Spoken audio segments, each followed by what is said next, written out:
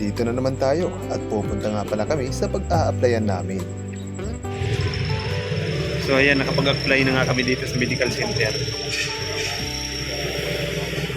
Hindi nga ako dito napagkuha ng video ng marami dahil bawal mag-video dito sa loob. Kaya itong video ay nung tapos na kami. Kaya ang result, may trabaho na kami. Wow!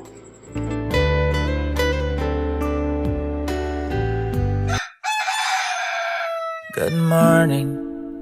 I know it's hard to wake up because the sun's in your eyes, and sometimes life kind of sucks, but you've got this. And hey, you never know, there's 100 million ways that this day could go. So I'm just popping in to say I hope you have a good day. Rock of ages cloud for me. Let me hide myself in thee. Let the water and the blood from the riverside which flow be of sin, the double cure cleans me from its guilt and power.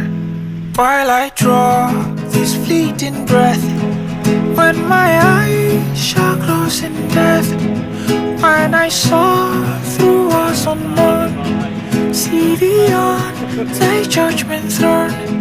Rock of ages cleared from me. I-exercise na niya lang yung kanyang mga tuhod. Umagang-umaga kami umalis sa bahay kasi alam niyo naman, pagtrabaho, malayo yung aming pupuntahan. Mula pa kami ng Paranaque, papunta dito ng Mandaluyong, mga idolo. Kaya naman ay napakasulit naman ng aming lakaran at walang ganong traffic. Kaya sulit at napakaaga ng daling namin, 5:46.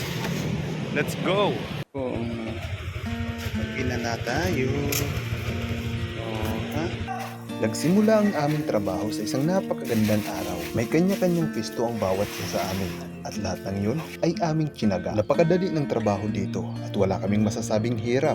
Kung sa dati ay mga bakal, buhangin at simento at iba-iba pa, dito ay box na lang. Lubos ko tong nagustuhan na trabaho, hindi dahil sa napakadali ng trabaho, kundi napakaganda din ng sahod. Maging ng aking mga kaibigang Muslim ay gustong-gusto rin itong trabaho. Nag-usap-usap kami dito na magre-renta na lang kami dito ng bahay sa malapit na aming pinagtatrabahuan at nagkasundo ang bawat isa sa amin na ipagpatuloy ito. May 2 oras ang overtime dito.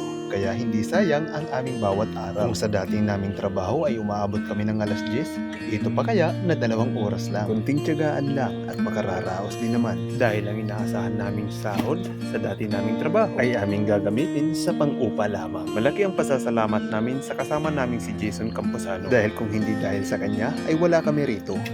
So ayan, pauwi na nga kami at yan, nakakapagod. Nandito kami ngayon sa terminal. Yan, tamang antay ng binili naming train.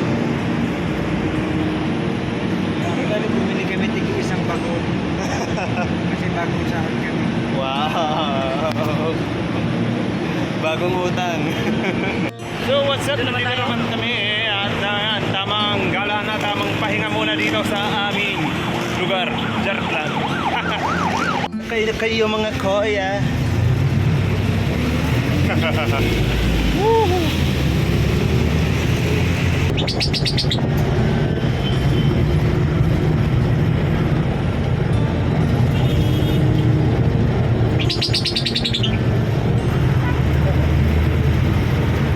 Kitang-kita ang ngiti at saya sa mga kasama ko sa araw na ito.